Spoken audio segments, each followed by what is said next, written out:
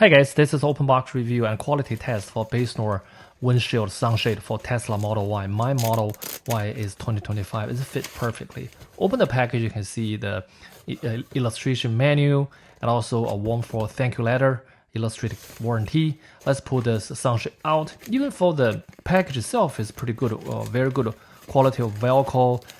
For the sunshade, it's actually double layered structure. You have the polyester reflector and also has the black color fabricated layer. When you put it on, the black color facing the passenger and also the silver color facing out, facing the windshield, I can feel quite difference. I can feel real chill. And here's how it looks like from outside on the Tesla Model Y. You can see all the corners, edges covered beautifully. There's no spot. Everything just covered by this silver color reflector layer. Let's unfold it. You just pull it out and fold it in a number 8 shape and then slide into the original package of the bag.